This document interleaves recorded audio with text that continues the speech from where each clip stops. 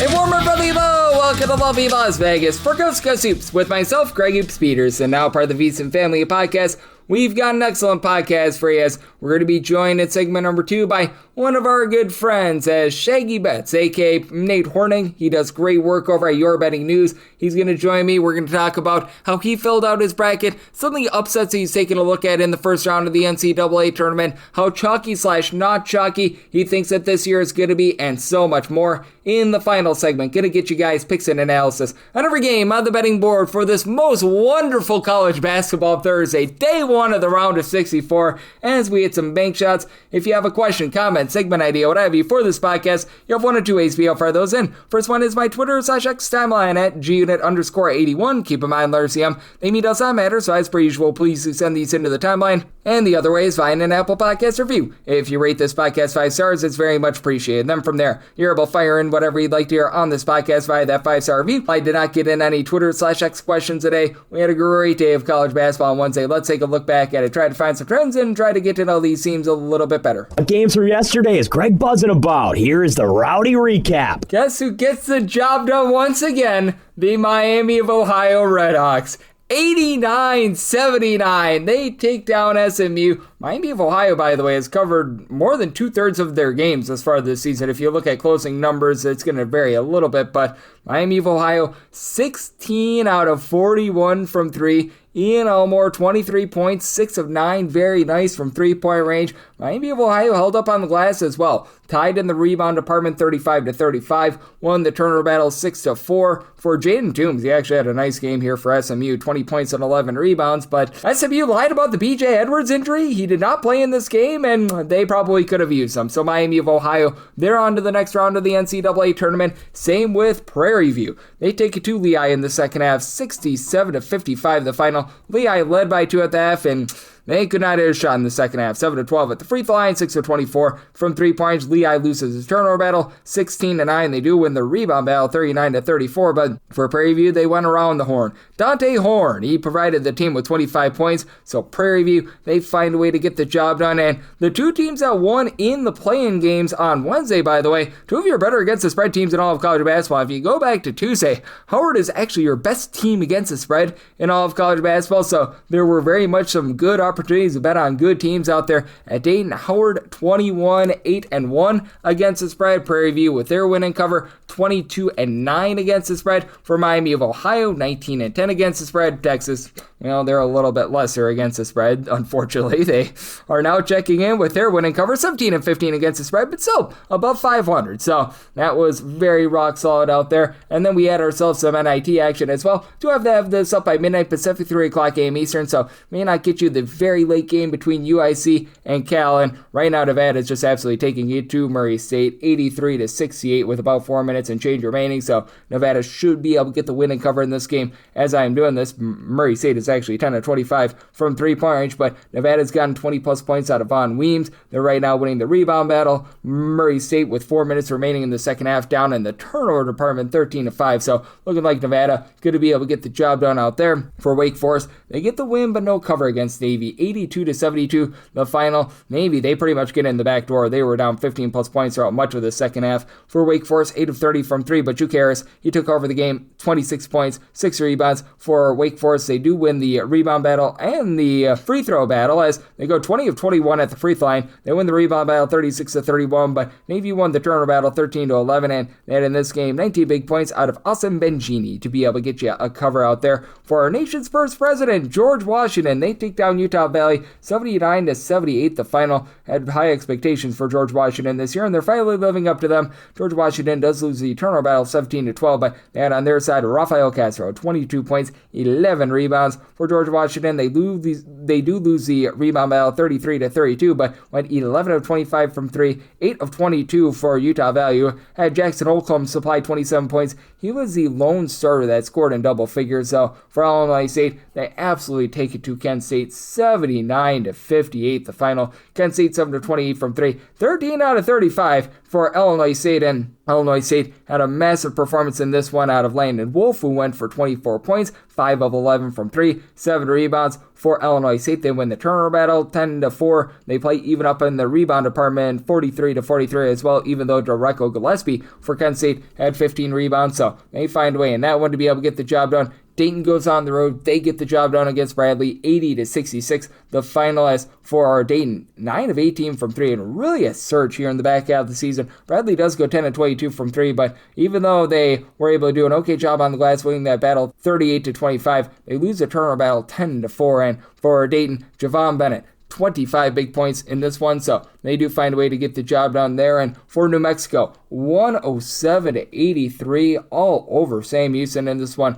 For New Mexico, 13 out of 34 from three-point range. Off the bench, Antonio Chal and JT Rock combined for 27 points and 13 rebounds, so they rocked for New Mexico. They win the turnover battle 14-5. They win the rebound battle just slightly, 39-38, but for Sam Houston, a good three-point shooting team, just 7 of 22 from the outside in this game. CJ Beaumont was able to give you 22 points, but that's about all that they had going for them in this one. And then this is a game that's very early on as well. St. Joe's currently leading Colorado State. We shall see what is going to be happening in that game, as for St. Joe's, who has been a rough three-point shooting team all season long, they've been able to get a little bit early on out of Jaden Glover. So we shall see what happens in that game. And with those two late NIT games pending, let's take a look at what we're getting trend-wise in terms of college basketball right now. And overall for the season, it has been an unders and underdog season, with the under hitting at about 50.8%, 2,874 unders, 2,787 overs, with the underdogs sitting at 51.5%, 2,917 and 2,743 against the spread. Last 7 days, dogs have been a barking, 69 and 50 against the spread, 58%. The unders hitting at 58.8%, 70 unders of 49 overs. So that's where we're seeing college basketball right now, and that's where we're all getting trend-wise. Coming next, how about if we do chat it up with our good friend Nate Hornung, better known as Shaggy Bets, right here on Kennesaw St, with myself, David Peterson, now a part of the VSiN Family Podcast. Side edge this college basketball season? Well, VSiN experts use CBB Analytics, the most comprehensive college basketball analytics platform in the world. See injury impact, on and off data, clutch time performance metrics, first versus second half splits, and so much more. Utilize the promo code of VSiN, that is VSIN, to get $30 off and find your betting edge over at cbbanalytics.com. That is cbbanalytics, all one word.com. For anyone that is new to VSiN, well, I wish you a friendly hello. This is an attention to anyone that is new to VSiN, because you're able to get some free stuff with our daily newsletter. It's a great way to catch up on everything that's happening in the sports betting world. It's delivered straight to your inbox every single morning. VSiN's newsletter offers picks, data, strategies for the day's betting menu, and so much more. Sign up for free today over at VSiN.com/newsletter. That's VSIN.com/newsletter, and start receiving your free newsletter tomorrow morning. That is VSIN.com/newsletter. Stay ahead of the game and bet smarter with VSiN. We're back here in lovely Las Vegas for Cups with myself, Greg Peterson, now part of the VSiN Family Podcast. Always great to be joined by this man, as we've got Nate Hornung aboard. You know him better as Shaggy Bets. He's doing such great work looking at this great game of college basketball that we all know and love, but it's really dialed into a little bit of everything on your betting news, whether that be football, basketball, soccer, you name it, he does it. He's a man that's based out there in the Midwest, where I spent the first part of my life. You're able to follow him on the old Twitter/X at Shaggy_Bets. And Nate, it's great to get you aboard. Thank you. Hey, it's awesome to be here, Greg. I appreciate you having me on. Oh, absolutely. And Nate, we are on the eve of the just one of the best days in all of sports. It is going to be in a few hours, the first round of the NCAA Tournament, the round of 64. And just how are you taking a look at this year's NCAA Tournament? Because a few years ago, we saw a whole bunch of upsets where we saw San Diego State versus Florida Atlantic in the Final Four. Last year, we got all 4 1 seeds. And personally, I've been looking at it being somewhere between A and B. I'm not sure how you look at this year's NCAA Tournament, but I don't think it's going to be quite what it was last year. And I think the days of Florida Atlantic versus San Diego State are long gone. Yeah, there's no doubt about it. Everybody loves to see the upsets in March, right? That's what the madness is all about. And, after getting all 4 1 seeds in the Final Four last year, that's what we can all hope for, right? We hope for some of those upsets. However, I'm kind of with you. I see it somewhere in the middle. Do I think we're going to see a few maybe big first round upsets in the first couple of games? Absolutely. But looking at the rest of my bracket and deeper into the tournament, I think eventually chalk is going to prevail when we get to the Elite Eight and the Final Four rounds. So, a happy little medium to keep everybody happy would be great. Absolutely. And I'm not sure how you take a look at this year's bracket, but I do think that there are some plucky 11 and 12 seeds out there. I even took a shot on a 13 seed in Hofstra as well. And how do you take a look at some of those middling teams? Because I think the fact that a lot of these like 5 seeds and 6 seeds, Alabama, they've got the whole pot situation. That's not necessarily great to say the least. Texas Tech is a little bit banged up. BYU's a little bit banged up. I think that those are the teams that are really vulnerable here in the first round. Oh, no doubt about it. I'm right there with you with Texas Tech. I've actually got Akron. I've got the Zips pulling off that upset in the first round. And, Texas Tech, a team that really lacks the inside presence without JT Top, and they haven't really found a go-to postman since he got injured. And, while Akron, not the biggest squad out there, like their name suggests, they're going to zip up and down the floor and force the tempo in this game. And it'll be interesting to see whether or not Texas Tech can keep up, because they're going to need Christian Anderson to play hero ball. They're going to need Donovan Atwell to knock down a lot of those shots from deep. So I'm with you there. Another 11 seed that I'm actually eyeballing, and it seems like it's everybody's favorite pick at this point, but it's the South Florida Bulls over the Louisville Cardinals starting us off. And, I was on South Florida even prior to this Michael Brown Jr. news. I liked South Florida. I locked them in at plus 6.5 on Sunday when the lines drop. I also got on the over at 162.5, which we're seeing a little bit of buyback on the over now that news has dropped. But Louisville is a team that just struggles from beyond the arc away from home, and they rely so heavily on that part of the game for their offense. They are, fourth in the country in 3-point rate offense. They shoot it from downtown all the time, but that shooting percentage drops off 5-6% when they're outside of Louisville. And I really like this South Florida team. I think they're long. I think they're athletic, and I really like their play style, pushing the pace, crashing the offensive boards, and getting to the free throw line. I think that's a recipe for good things to happen to you in March. So my biggest upset in the first round, I do have Akron over Texas Tech, but I'm also taking a stab at South Florida over Louisville, even though it's a very trendy dog at this point. Yep, I do like both of those. And how much did you look at that news that we saw come out on Wednesday with Mikel Brown and maybe cause you to go, hey, maybe instead of just taking the points, I might go on the money line? Because that's exactly what my mindset was, because I was going to bet South Florida in some form or capacity. But now knowing that Brown is going to be out, and if you read the tea leaves and you heard his comments last week, it didn't come as the world's biggest shock. When you're talking about negotiating a way to try to get back out there on the floor, that's not necessarily the confidence that you want, that, oh, he's going to be 100% or something like that. But was that something that came into mind, or did you just stick with the points?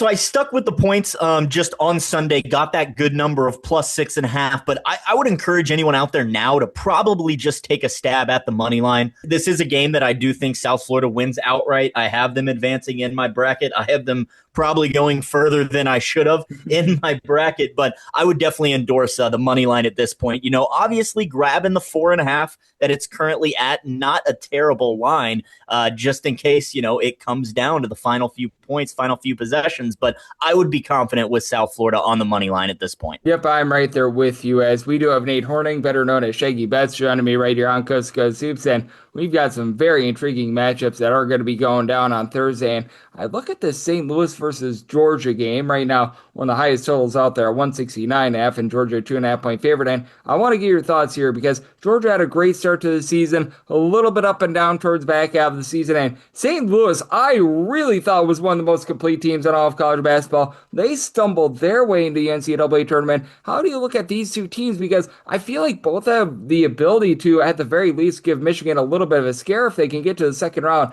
But both teams just have not been in great form. No, they have not. You said it. St. Louis struggling down the stretch against George Mason and then against Dayton in that A-10 tournament. And, I should preface this by saying I love the mid-majors, all right? I love the smaller schools. I love that they are getting to be a part of this March Madness tournament. But I think this game, I'm looking at the SEC versus the A-10. And I'm just looking at a very, very battle-tested Georgia Bulldogs team that isn't going to be afraid to run with St. Louis. So I lean with Georgia. I have not quite had a bet in this game yet. I do think we're going to see plenty of points. 170 seems like a lot, to be honest with you. But I would slightly lean with Georgia in this game. I'm seeing the line tick up in their direction from 1.5 to 2.5.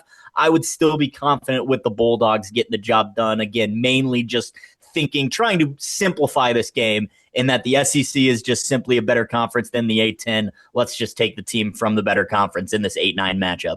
Yep, and it is going to be really interesting as Robbie Avila. I know that he was dealing with some plantar fascia towards the back half of the season as well. If he's able to be fully healthy, that'll be big for St. Louis, and if not, well, it could be a little bit of doomsday for them. And then we've got ourselves another really interesting game involving the SEC versus another mid-major in the WCC, with St. Mary's being a 2.5 to a 3.5 point favorite. That totals more around 147.5. Is it a little bit of a different mindset with this one? Because I take a look at St. Louis and they came into the postseason waning, and recognize that St. Mary's did lose that game to Santa Clara, but they knocked off Gonzaga towards the back half of the season. They look good in the battle for Atlantis, and I think that this is quite a bit different than the mindset that you had in the Georgia versus St. Louis game. Oh, no, you're absolutely correct. Texas A&M just floundered down the stretch, losing, 6 of their last 10 games during the regular season, didn't show up against Oklahoma in the SEC tournament. So, yes, I'm not using that thinking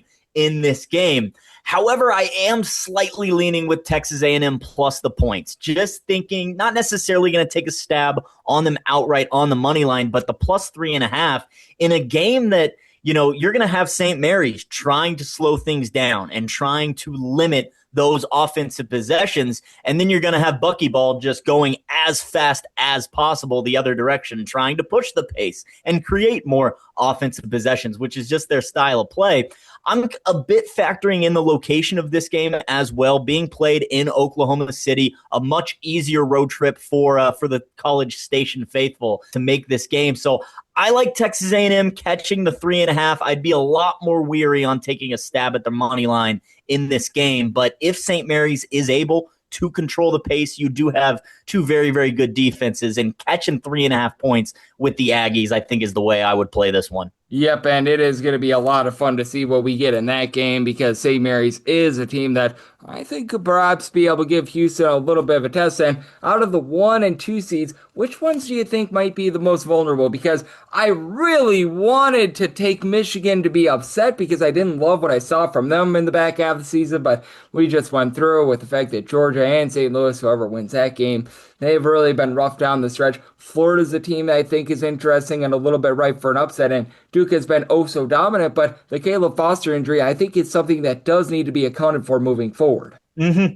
No, you said it. I would think Florida probably the most vulnerable of those 1 seeds. Potential SEC matchup in the Sweet 16 with the Vanderbilt Commodores if both teams can get there. So I think that could cause Florida some trouble. Plus, just the bottom half of that bracket with teams like Houston and Illinois and North Carolina, all I think match up well against the Gators. I actually like Michigan's path, especially with a potential Sweet 16 matchup against either Texas Tech or Bama or Akron or Hofstra. It could be whomever. But Bama and Texas Tech, they lack that front court, which is where Michigan can dominate. They have so many big bodies inside that I think could make it easier on the Wolverines to get the job done. So I would actually argue that Duke is maybe the weakest, most vulnerable 1 seed, given the Foster news, given that I believe Patrick Ngongba not going to be back either for at least a couple of these games. And you've got guys like Bill Self and Rick Pitino and Tom Izzo and Dan Hurley. It's clearly the coach's region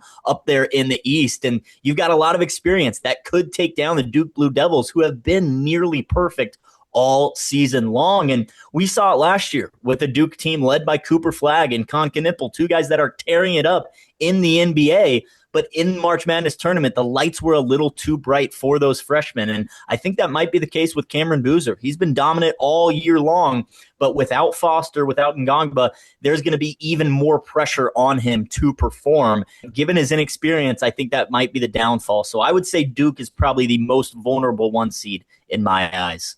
Yep, it is going to be interesting to see what happens with Duke because they were so good during the regular season, but not just one injury, but now two injuries. That's going to be a little bit rough. And then just looking at the rest of the slate for Thursday into Friday as well, because we don't want to ignore the Friday games. Is there another bet or two that you are looking at that maybe the numbers moved a little bit, but you think that there's still a little bit of value now? Because we both know that these openers are probably the best numbers that you're going to get. They're going to move around a little bit, but is there still a few plays out there on the board that you see some value with? Yep, 100%. I'll take you to Friday as in an 8-9 matchup in that South region as the Clemson Tigers take on the Iowa Hawkeyes. And I could not hit this under button fast enough when it dropped. And I actually missed out on one number. I got 131.5.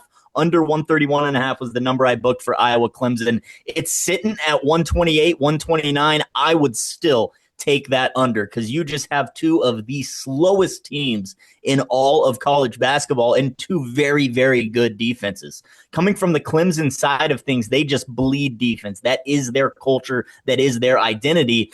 And going up against the Hawkeyes team that relies very heavily on Bennett Sturts to do it all. So coming from the Clemson perspective, I think if you lock down Bennett Sturts, you're going to be able to keep this game low scoring, limit all of Iowa's offensive weapons, and be on your way to a nice game where you probably only need 55, 60 points to win. So I think that plays to both teams' strengths, to be honest with you. I think both of them will prefer a low-scoring game. I still think 128.5, 129, whatever you can find, is still a playable number for this Iowa and Clemson under. So I'll be rooting against both offenses in that matchup on Friday night.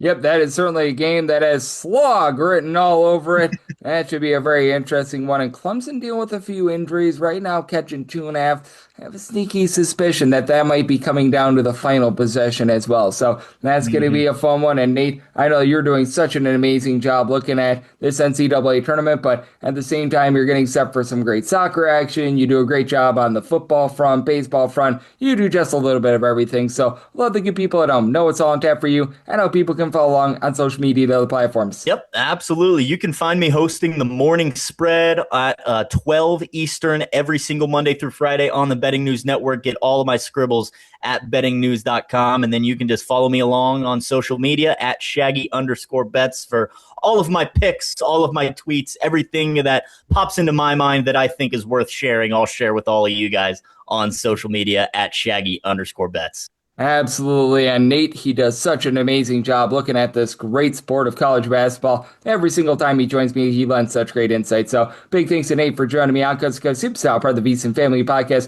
And coming up next, it is that time of the podcast. I give you picks and analysis and every game on the betting board for this college basketball Thursday as we hit some bank shots.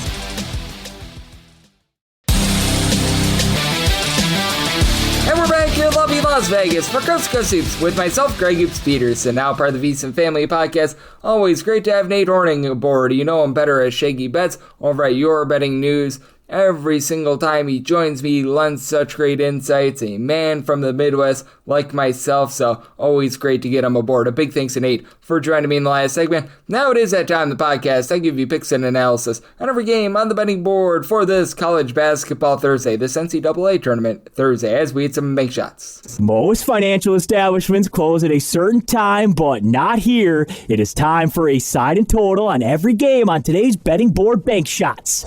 Do note that as per usual, any changes that are going to be made to these plays will be listed up on my Twitter/X feed at GUnit_81. They're apparently going to be going in quads, so we are going to be going with the games out in Buffalo, New York first. So South Florida versus Louisville is going to be first up. And then you get the games out in South Carolina with Siena Duke, TCU Ohio State, VCU North Carolina, Penn versus Illinois. Then we go to Oklahoma City, and we go to Portland, Oregon.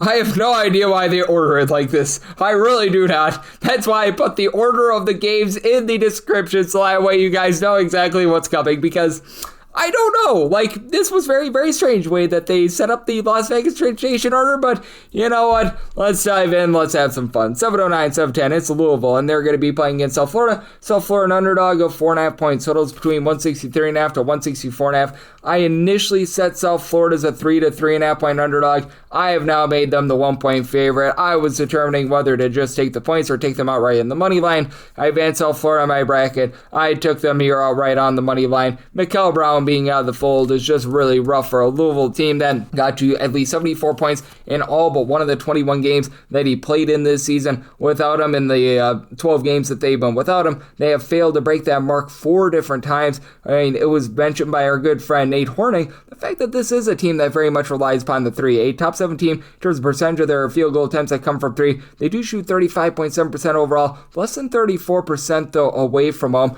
I recognize that South Florida has been outside the top 150 in terms of opponents' three-point shooting percentage, but without Brown out there, this has been a little bit of a rough team. You've got Ryan Conwell, who gives you 18.5 points, right around about 5 rebounds per game, and Louisville is not a bad defensive team. They're not a bad rebounding team. They're a top 35 team in terms of rebound percentage. They are 50th in terms of points allowed on a per possession basis, but again, they give up about 17.6 points more per 100 possessions away from home rather than at home. Sandera Frew has been pretty solid down low, give you about 6 boards per contest, but for South Florida, this team has been masters at being able to give themselves second and third chances. Top 20 team in terms of offensive rebound percentage with Isaiah Nelson supplying 15.5 points, 9.5 rebounds per game. You got Joshua Majafo, who does a bit of everything, 11.5 points, 5.5 boards. Siena is able to throw in their 17 points. He shoots 36% from three. Joseph Pinion has been able to shoot 38% from three. So I really like what South Florida brings to the table. They're a top 25 team in terms of percentage of their possessions that end at the free throw line as well. They're a really good team on the inside, a top 35 team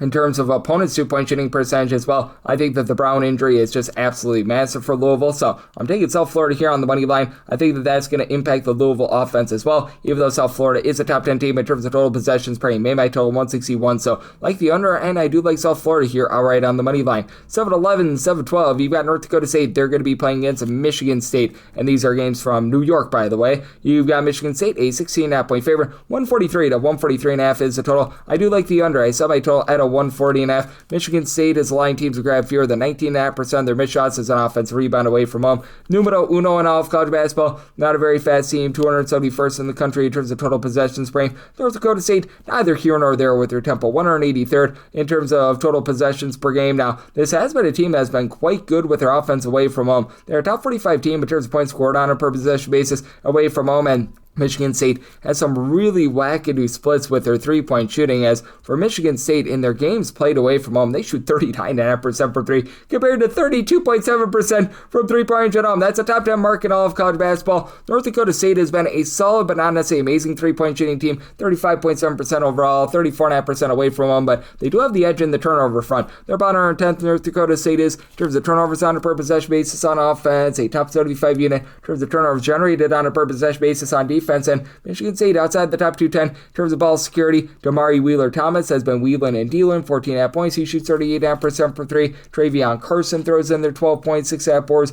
He's been able to shoot about 38% from three-point. Markai Strickland, he's been a guy that has been able to just do a little bit of everything. He doesn't really give you any sort of three-point shooting, but throws in their 12 points. He gives you a steal. He helps really just help this team function in general. And then Anthony Stefanovic is able to give you 5 assists per game. Now, Jeremy Fears has been able to do a pretty incredible job in terms of doling out the balls. Right now, he's been able to supply the team with about 9 assists per contest. You've got Jackson Kaler, who's been able to give you 12.5 points, 9 boards per contest. He shoots nearly 40% from three. Kurt Hang has been able to shoot 38% from the outside. And this is a Michigan State team that overall their defense has been able to do a pretty solid job in terms of traveling. If you look at points allowed on a per possession basis overall for the season, Michigan State is right around about 43rd in all of college basketball. Really doesn't dip at all when they do leave home. So I do think that this is going to be a bit more of a defense-oriented game. Semi-total 140.5, like the under, and with North Dakota State made them a 14.5-point dog, so I'm willing to take those points. 7-13, 7-14, Howard and Michigan do battle, and Michigan 30.5 to 31.5-point favorites.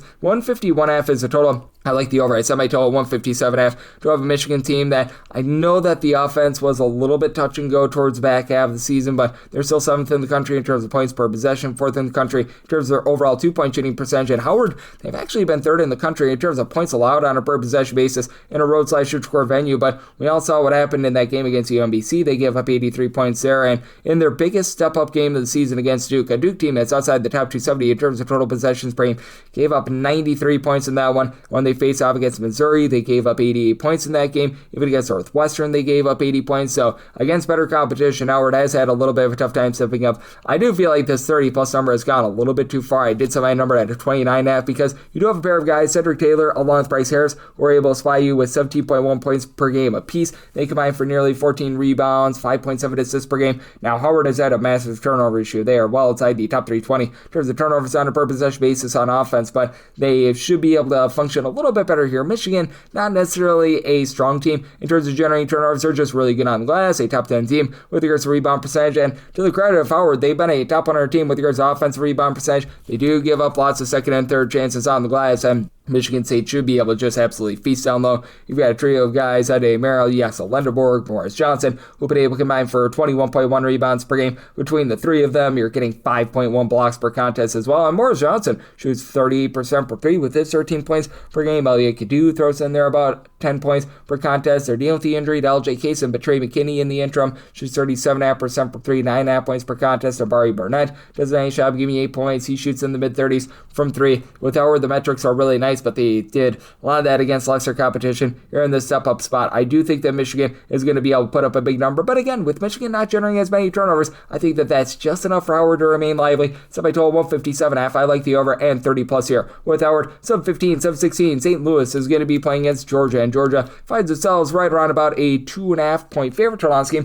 169 to 169.5, and with St. Louis, I'm going to take them on the money line. I did set them as the 2-point favorite. With Georgia, they're just giving up way too many second and third chances. Teams are grabbing 32.3% of their missed shots as an offensive rebound. That is 323rd in all of college basketball. You have two teams that are certainly looking to fly. St. Louis is 48th in the country in terms of total possessions per game. Georgia is 9th, but it's not like this Georgia team has been anything spectacular from three-point range. They're a country average team as they're shooting in that neighborhood about 34% from three-point range. And for St. Louis, numero dos, they shoot 40.5% from the outside, and everyone thinks of Robbie Avila, and rightfully so. He's been the team's top scorer with 13 points, 4.5 rebounds, and 4 assists per game, but you've got 8 different guys that give you at least 6.8 points per game, and just looking up and down the boulevard, Ishan Sharma is able to give you 9 points, shoots 43% from 3. Brady Dunlap shoots 44% from 3. Trey Green shoots 46% from 3. Deion Brown shoots 40.5% from 3. And for St. Louis, while they're 15th in the country in terms of points scored on a per possession basis, they're also 20th in the country in terms of points allowed on a per possession basis.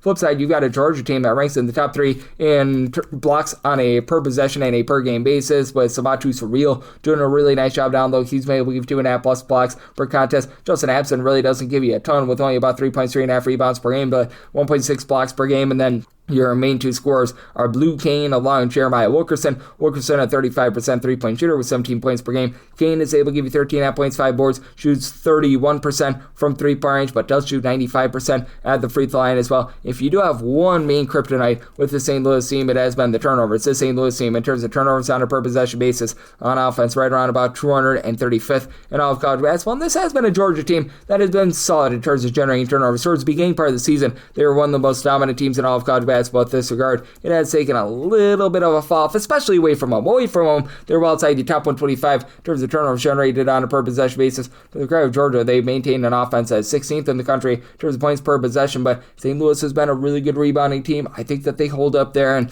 I feel like 169.5 in an NCAA tournament game just a little bit too much for me. Semi-total 164, like the under, and I do like St. Louis here on the money line. 7-17, 7-18, it is Siena, and they're going to be facing off against Duke. Duke is a Mondo-sized favorite here, and this is going to be from South Carolina, as Duke is a 27.5 point favorite. 135.5 to 136.5 is the total, and I do like the points here with Siena. I did set them as an underdog of 26.5 points. Siena's going to look to slow things down. 359th in the country in terms of total possessions per game. Boy, do they leave something to be desired with their three-point shooting. They shoot 29.1% from three-point range in games played away from home. That is outside the top 340 in all of college basketball, but how they make up for it is with good, rock-solid defense. Overall, 49th in the country in terms of points allowed on a per-possession basis, but you look at them in a road/neutral venue that does go into the top 20 in all of college basketball. Duke, they are number 2 in all of college basketball in terms of points allowed on a per possession basis, 5th in games played away from home. Do have to wonder if the Cameron Foster injury is going to be hurting them a little bit, even though you've got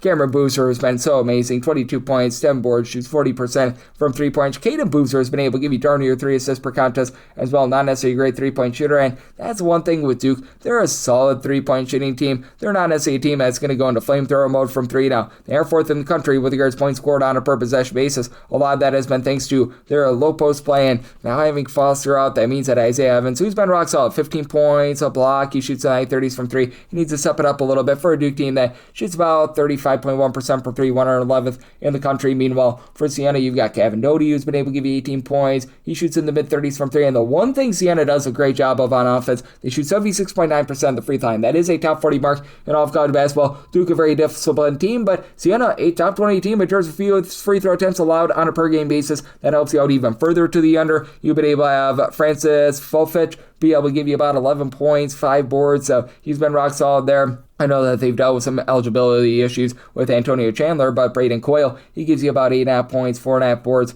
I do think that for Siena, they're going to be facing an uphill battle on the offense. It's going to leave something to be desired. I do think that they do just enough to hold within the summer, though, especially with Duke perhaps experimenting with a few things with all the injuries. So I'm on the line at 26.5. Won't take 27 plus here with Siena. I like the under. 7-total, 132.5. 7-18, 7-20. TCU is facing off against Ohio State, and the Ohio State University is a 2.5 point favorite. Totals between 145.5 to 146.5. I do like the under. Semi-total at a 143. TCU has done one thing very well. Top 45 team in terms of turnovers generated on a per possession basis on defense. They leave something to be desired on offense. So outside the top 100 with regards to points per possession, just 221st with their 3-point shooting percentage. It's a team that on the inside as well, they've been a little bit hit or miss. David Punch gives you a punch, 15 points, 7 boards, pair of blocks per contest, and overall TCU is about 45th in the country in terms of points allowed on a per possession basis. Ohio State is more around about 175th, but Ohio State has been a top 60 team with regards to opponents' 3-point shooting percentage, and Ohio State has really done a nice job in terms of doing the little things well. They're a top 30 team with their free throw shooting percentage. They take relatively solid care of the ball, top 125 team in terms of fewest turnovers on a per possession basis. For TCU, they've had Xavier Edmonds be able to give you 12.5 points, 6.5 boards. That shoot 41% from 3, and Luteris Levicius has been able to shoot about 40% from the outside as well, but they don't necessarily have a ton on the inside as well. They're outside the top 175 with regards to their 2-point shooting percentage. Now, I will say this for TCU. They are going to have a nice edge on the inside, even with Devin Royal for Ohio State giving you a double-figure amount of points, 5.5 rebounds per game. It is a TCU team that's been pretty solid on the offensive glass in terms of percentage of their missed shots that result in an offensive rebound. This team is right around about 68th in the country. Ohio State is more around about 199th, but having John Mobley out there along with the main scorer and Bruce Soren, I think is going to be too much. Mobley shoots over 48% from 3-point range, supplies the team with 15.5 points per game, 220.2 points per game, 5 boards, 4 assists. He's been shooting about 40% from 3 for an Ohio State team that overall they shoot 36% from 3-point range. The way that they execute on the inside, I think is going to be big. Ohio State, they are outside the top 100 with regards to defensive rebound percentage, but I do think that for Ohio State, with the way that they take care of the ball, I do think that they find a way to be able to get the job done against a TCU team that, for lack of a better term, they have been a little bit gambling for turnovers themselves. They are about a country average team with regards to opponents' 2-point and 3-point shooting percentage, so made a total of 143. I like the under. I do like Ohio State laying the number, set them as a 5-point favorite. 721, 722, VCU and North Carolina do battle, and North Carolina does find themselves as a 2.5 point favorite total on this game, 152 to 152.5, and I made this line 4.5. I'm going to be willing to lay with North Carolina. Now, obviously, it's rough that Caleb Wilson is not out there for this Tar Heel sponge. That said, with North Carolina, it's a team that has played plenty of games without him. They've played, I believe, now 8 or 9 games without him, and this is still a very solid team down low. 37th in terms of 2-point shooting percentage on offense. You've got a VCU team that's 114th with this regard, and for North Carolina, 22nd in terms of fewest turnovers on a per possession basis. They're doing a great job taking care of the ball. 52nd in terms of their overall rebound percentage, while VCU is outside the top 85 with this regard. Now for VCU, it's a little bit more of a holes greater than some of its sparse approach as Terrence Hill typically comes off the bench. He's been your top scorer with about 14.5 points per contest, shoots 35.5% from 3. Brandon Jennings, no relation to the former Milwaukee Bucks, shoots 43.5% for 3, 8.5 points. He's been able to do a pretty rock solid job, and it's been sort of a hodgepodge with regards to rebounding. You don't have a single guy that gives you over 5.4 rebounds per game. That'd be Lazar Djokovic, who stands right around 6'10", 13.5 points, 5.5 boards, shoots 35.5% from 3, but you do have 4 different guys that give you at least 4.5 rebounds per game, and for North Carolina, they've had to have a lot of guys be able to step up in the absence of Mr. Wilson, but they still do have the most dominant post player in this game, Henry Visar. He's been supplying 16.5 points, 8.5 boards at 7 feet tall. He's actually shot 42% from 3, and you need him to step up and make free throws. That's not going to be helpful. 62% of the free throw line, and that is a main kryptonite with North Carolina. North Carolina shoots 68.4% of the charity stripe outside the top 300 in all of college basketball, but this has also been a team that's been a top 30 team with regards to opponents' 2-point shooting percentage. They don't force turnovers. They're a bottom 20 team in terms of turnovers generated on a per possession basis, but with how strong this team is down low, they've had Jaron Stevenson step up with the injury to Caleb Wilson, about 8 points, 4.5 rebounds per game. Seth Trimble, he's been a nice go-to scorer with about 14 points per game, and the way that these guys do a nice job in terms of valuing the ball, I think that Jonathan Boom Boom Powell might be able to give you a little bit more down low as well. I do think that North Carolina wins from within. Semi-line at 4.5. I'm going to be willing to lay with North Carolina. It's on a total here of a 154.5. North Carolina has been a relatively mid-tempo team. VCU, they've dipped with their tempo here recently, 148th in terms of total possessions per game, but played much faster outside the conference. They were in an A10 with a lot of slower teams, so do think they get a faster tempo game. Like the over animal and to lay it with North Carolina, 723, 724. The Quakers of Penn are going to be playing against Illinois.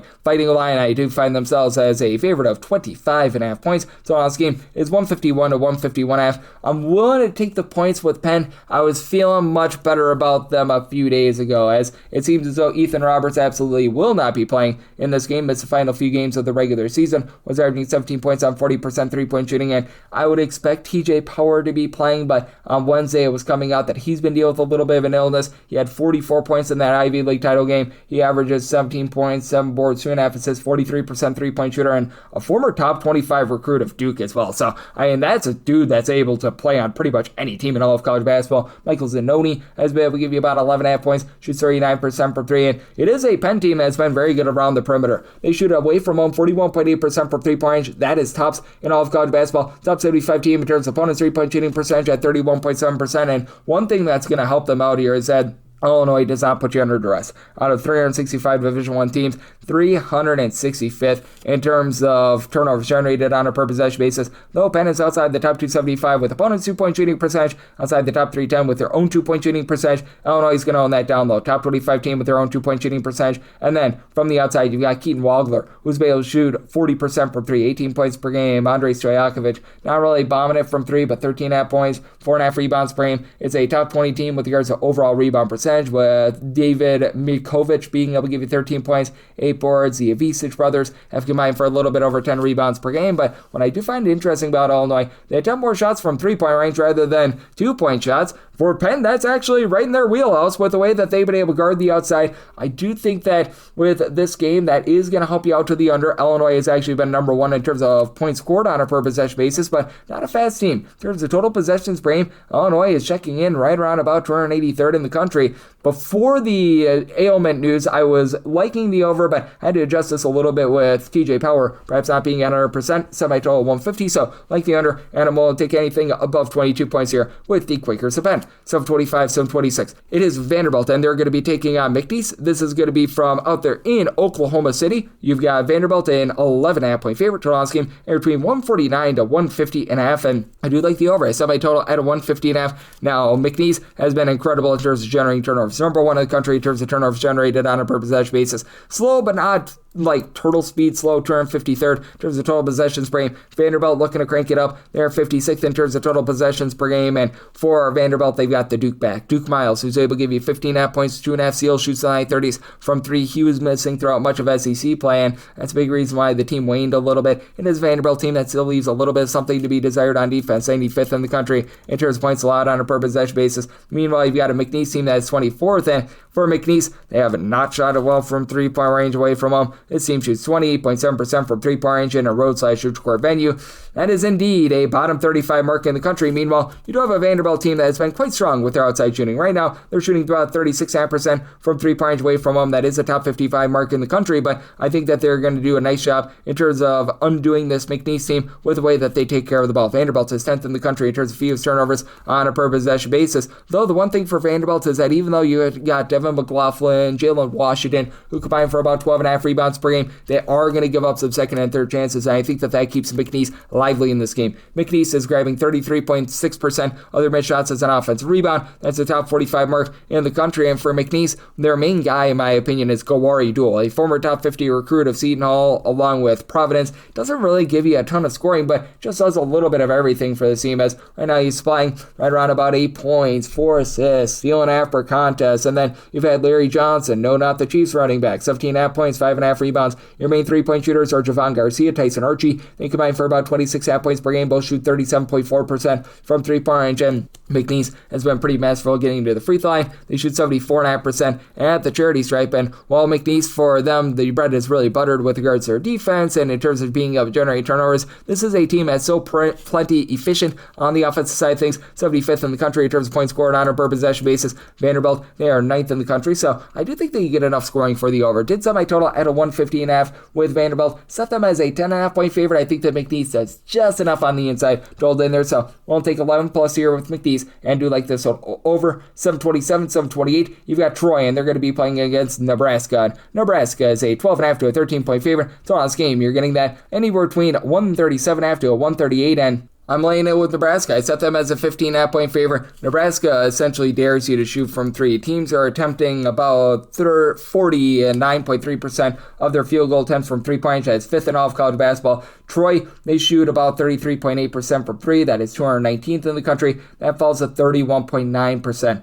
away from home. And with Nebraska, the offense has traveled well. 32nd in the country in terms of points per possession in games played away from home. Bryce Sanford is able to spy this team with 18 points per game. Shoots 40% from three. Jamarcus Lawrence, along with Brandon Frager, these two guys combine for about 21.5 points per game. Shoot about 35% from three apiece. And recognize that for Nebraska, had some ups and downs towards the back half of the season. Not necessarily the end of the season that they had, and they had a few offensive woes, but this is a bunch I think is going to be able to hold up on the glass. It is a Troy team that has been very good in terms of giving themselves second and third chances. They're a top 40 team, averaging 33.1% of their missed shots as an offensive rebound in games played away from home. In Nebraska, they really don't give themselves second and third chances. 282nd in the country with regards to their offensive rebound percentage, but they do a pretty solid job in terms of not allowing second and third chances either, with Rick Mass being able to give you about 13.5 points, 6.5 rebounds per game. Nebraska is a top 55 team in terms of defensive rebound percentage away from home. Now, for the Troy Trojans, you've got the Campbell brothers, who have been able to do a really good job in terms of giving the team a combined 22 points per game. Between the two of them, they're shooting darn near 40% from three. Thomas Dowd, 14.8 points, 10 rebounds per contest. Like what he brings to the table. Victor Valdez is not going to give you any sort of three-point shooting, but he supplies the team with 15 points per game. And to the credit of this Troy team, they're a top 75 team in terms of opponents' three-point shooting percentage, and Nebraska is a top 35 team in terms of percentage of their field goal attempts that do come from three-point range, but with Nebraska not allowing a lot of second and third chances, with this being a Troy team that has had issues in terms of shooting it from three-point range, I do think that Nebraska goes out there, gets the job done. It's a low-tempo Nebraska team, 262nd in the country in terms of total possessions per game. Troy has been a team that's been overall 113th in terms of total possessions per game. Very much a warped step. They play that triple overtime game against USC, double overtime game against San Diego State. More of a country average team with regards to tempo. So 138 plus, I'm going to be in on the under. With Troy, I made them an underdog of 15.5 points, so I'm a little late here with Nebraska. 729, 730. Texas A&M is going to be playing against St. Mary's. St. Mary's is a 2.5 to a 3.5 point favor. 146 after 147.5 is the total. Very rare. I took an over in a St. Mary's game. I set my total at a 152. Very much dueling tempos here. With Texas A&M in terms of total possessions per game, 11th in the country. Meanwhile, for St. Mary's, they are not 11th in the country. They are more around about 307th, but it's a St. Mary's team that's much better offensively than they've been in the past. Overall, 45th in the country in terms of points scored on a per possession basis. They've been a top 30 scary team with their three-point shooting percentages. I love what you've been able to get out of Joshua Dent along with Mikey Lewis. They've been able to combine to shoot darn near 40% from three-point range, and they do a great job in terms of guarding the arc as well. Top 45 team in terms of bonus three-point shooting percentage, and Texas A&M 46th in the country, shooting 36.2% from the outside, and they're going to get line-based and down low. Texas A&M 185th in the country with regards to rebound percentage. St. Mary's is 4th. Rashawn Agee for this A&M team is able to give you 8.9 boards, 14.5 plays per game. He's a lone guy on the roster that gives you over 5 rebounds per game, and the only other player that was giving you over 3.2 rebounds per game was Mackenzie Mbakbo, and he's been out for a while. That's not great, to say the least. So I will say Zach Clements has been able to give a little bit of versatility recently. 6'10", he gives you 7 points, 3 boards, and he's actually been able to shoot about 40% from three-point range, and it's a whole is greater than some of its parts approach. You've got the likes of Ruben Dominguez, Pop Isaacs, who have been able to give you 10 points per contest. Jakari Lane has been able to do a nice job in terms of some mixing and shaking with about 3 assists per game, but for A&M, overall, 87th in the country in terms of turnovers generated on a per possession basis. That falls outside the top 230 in games played away from home, and for St. Mary's, they are not a team that's really going to put you under duress, but what they are going to do is just be able to dominate down low. Paulius Marsoukas, 19 points, 7.5 rebounds per game. Andrew McKeever is able to give you 9 rebounds per game, and for as good as this team is on the glass, what they do their best work in, hitting their free throws. 80.5% free throw shooting team. That is number 1 in all of college basketball. That means that if the game is tight, they're going to be able to step up, knock them down, and this is a Texas A&M team that's going to put you at the free throw line. They're a top 75 team in terms of free throw attempts allowed to their opponents on a per game basis. I think that allows the St. Mary's team to be able to push this total over and get the job done. Semi line at 4, willing to lay with St. Mary's, and I do like the over semi total 152, 731, 732. Idaho and Houston are doing battle out there in Oklahoma City. Houston is a 23.5 point favorite. So it's game 137.5 to 138.5, and with Houston, I made them a 23.5 point favorite. I'm starting to see some 24s pop up. Personally, I would rather lay 23 rather than take 24. If I'm put to it, I actually was able to find 21.5 and 22.5 on the Selection Sunday sort of opening numbers, and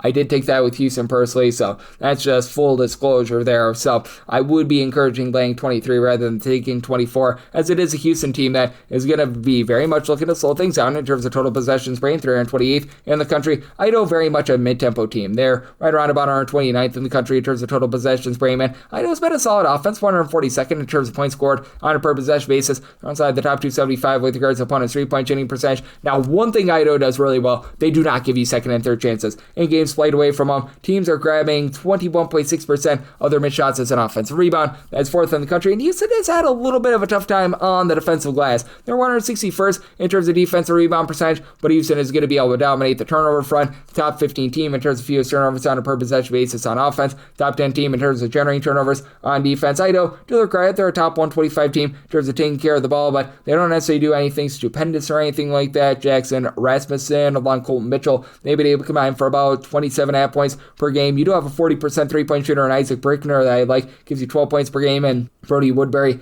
at about 6'9", 6'10", comes in from Southeast Louisiana. He's been able to give you 5 rebounds per game. That gives you a little bit of rough and tumble down low. And to the credit of Idaho, top 85 team in terms of opponent's two-point shooting percentage, but I do think that Houston going to be able to win that battle down low with Chris Senek, Joseph Tugler being able to combine for about 13 rebounds per game. Tugler gives you a block and a half per contest, and then I think that this team just loads up from 3. Kingston Fleming, 16.5 points, shoots 39% from 3. Milo Suzanne, overall for the season, shoots 34.6% for 3. In Big 12 conference play, though, was shooting over 41% from 3-point. He doles out 4 assists per game. Emmanuel Sharp, he lives up to his same 15 points, shoots 37% from 3-point. It's a Houston team that's not necessarily the world's greatest shooting team, but they have been a top 35 team with regards to offensive rebound percentage. I do think that Idaho takes a little bit of that away, but I do think that this Houston team just smothers you on defense. Top 15 team with regards to opponent's 2-point shooting percentage, and Houston, when they go to the free throw line, they shoot 77.2% at the charity stripe, and I do think that as a result, Houston finds a way to be able to get the job done in this ordeal. I did set my total at a 135.5. I don't think that those second and third chances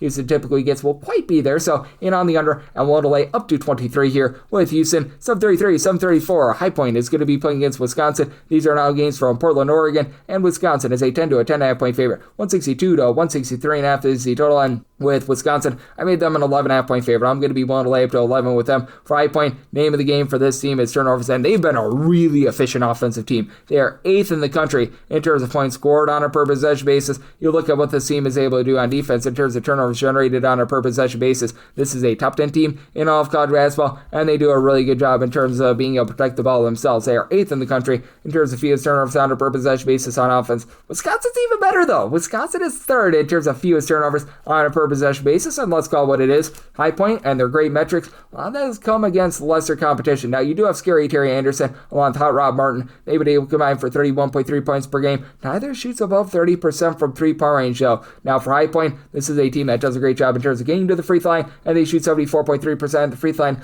Wisconsin's not a team that's going to put you at the free throw line a ton, though, so that's going to be hurting them quite a bit. It is a half-point team that's been really good down low, top 25 team with regards to their 2-point shooting percentage. They were dealing with Cameron Fletcher being out for 9 games. Towards the beginning part of the season, he was their top scorer. He's up to about 13.7 rebounds per game, so he's going to be able to help out down low, but Nolan Winter should be available for this game for Wisconsin. That's their top rebounder, who's been able to give you about 8.5 rebounds per game. When he's fully healthy in the lineup, Wisconsin is a top 75 team. With regards to their defensive rebound percentage, with Wisconsin, they shoot 78.6% at the free throw line. That is a top 10 mark in all of college basketball. And then you got Nick Boyd, John Blackwell combining for 39.6 points per game, combining to shoot 37.5% from 3-point range. Austin Rapp, he's at 6'10", a guy that's able to shoot about 36.5% from 3-point range. High Point is going to give up a lot of second and third chances themselves. 256th in the country in terms of percentage of missed shots that result in an offensive rebound for their opponents. And High Point, not a bad team in terms of guarding the 3-point line, 31.9% overall. That gives it 33.1% away from home, but with the way that Wisconsin takes care of the ball, with the way that High Point is going to be willing to put you on the free throw line a little bit with their,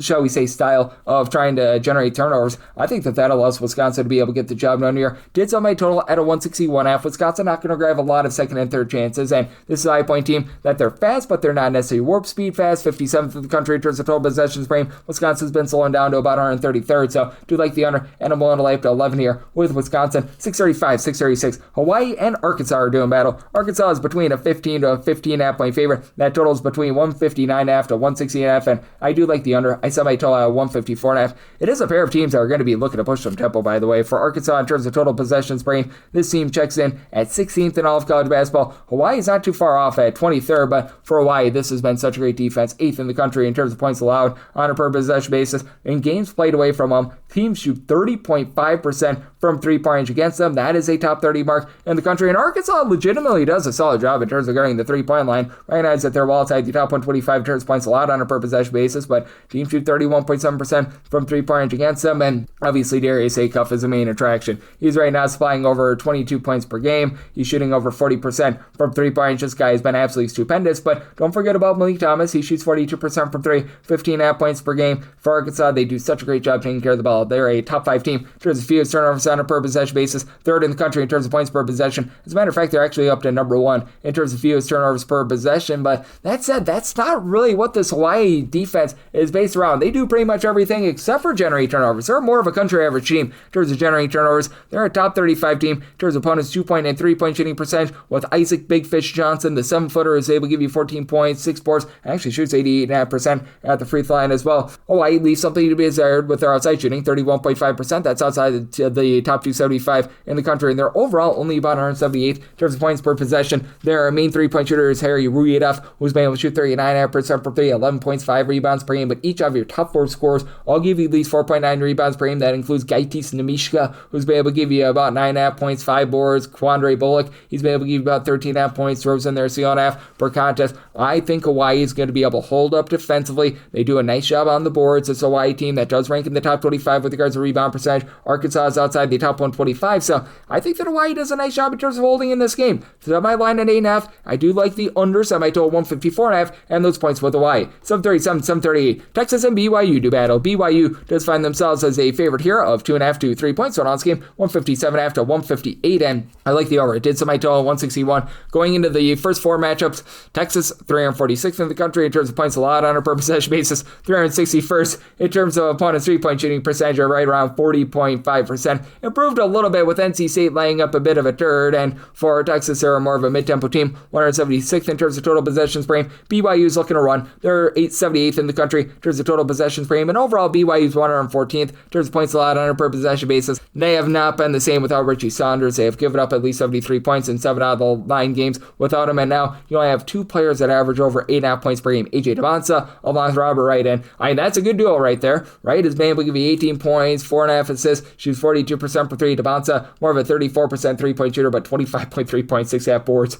4 assists. He has been absolutely incredible, but who steps up around there? Right now, Kennard Davis gives you about 8.5 points per game. Kebakita is solid down low with about 7.5 boards, 6.5 points per game. I thought that the international man of mystery, Milo Bosovic, was going to be much more effective than what he was. Alex Kosick has been able to shoot about 37.5% from 3, but he's on very low volume as well. And this is a Texas team that Draymond Mark has not shot it well from 3, but we saw what he was able to do under pressure a few nights ago, being able to hit that game winner. You've been able to get a lot out of Jordan Pope as well, who's been able to give this team right around about 37% three-point shooting, 13 points per game. Texas is a top 30 team in terms of points scored on a per possession basis, despite shooting only about 35% from 3. That's right around about 9th in the country. They do a nice job giving themselves second and third chances. Overall top 50 team with regards to rebound percentage, with Dalen Swain throwing in their 17.5 points, 3.5 assists, 7.5 rebounds per game, and then Batiste Volkaitis has been able to throw in there about 15.5 points, 7 boards for a Texas team that they've been neither here nor there in terms of taking care of the ball. They're not going to put you under duress. They're outside the top 350 in terms of turnovers generated on a per possession basis, so clean possessions to be had in this game. I do like the over as a result, but I do think that Texas going to find a way to the charity stripe. Top 10 team in terms of free throws attempted on a per possession basis.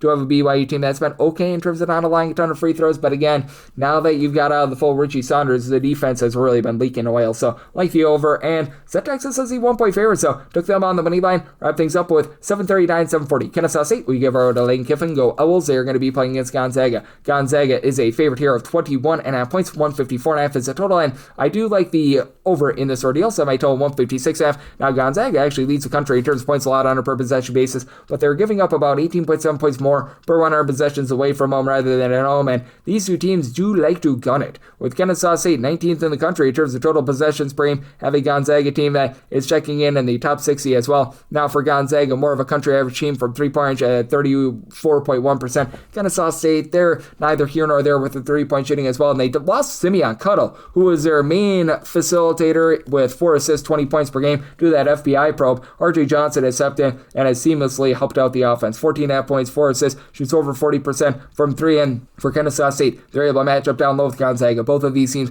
good in terms of giving themselves second and third chances. Gonzaga, 32nd in terms of offensive rebound percentage. Kennesaw State, they are 40th, and Kennesaw State has been a top 35 team with regards to opponents' 2-point shooting percentage. Braden Huff is still currently out for this Gonzaga bunch. You do have Graham Ike, though, who's been Mr. Do It All for them. 19.5 points, 8 boards, 2.5 assists per game. In the tie, and Graham Foster gives you 11 points, 5 boards, a block, a steal per contest, so he's a nice mixer and shaker, but he only shoots about 26% from 3. Mario St. Cyprien has been your main 3-point shooter at 43%, so he has been supreme with that regard, but I do think that Kennesaw State going to do a nice job holding in there. Now, it is a Kennesaw State team that they've been a top 10 team in terms of free throw attempts per game. They only shoot about 69% of the free throw line. Wrongly enough, they actually shoot closer to 72 to 73% away from home, and I do think that you're going to be able to get some good production down low to Frank Von Sherman, 10.5 points, 8.5 rebounds per game. Brandon Skipton-Lou has been able to give you 11 points, 5.5 rebounds per game. I think that this game is going to be rapid enough to be able to get you the over, and with the way that Kennesaw is able to hold up down low, I think that they cover this number. So my line at 16.5. We'll take the points with Kennesaw, and I'll like the over. So my total 156.5, and that'll wrap things up for the Thursday edition of Coast to Coast Hoops, now part of the VSiN family of podcasts. A big thanks to our good friend Shaggy Betts, Nate Hornung, for joining me in the last segment. If you do like hearing from this fine podcast, Coast to Coast Hoops, you're able to subscribe wherever your podcasts, Apple Podcasts, Google Play, Spotify, Stitcher, and TuneIn. If you have a question, comment, segment idea, whatever you for this podcast, you do have 1 or 2 ways to fire those in. First one is my Twitter/X timeline at gunit_81. Keep in mind, letters CM, they mean does not matter, so per usual, please do send these into the timeline. And the other way is find an Apple Podcast review. If you rate this podcast 5 stars, it's very much appreciated. From there, you're able to fire in whatever you'd like to hear on this podcast via that 5-star review, and I'm with you guys every single day, give you picks and analysis on every game every day, so I'll be back with you once again tomorrow. Thank you.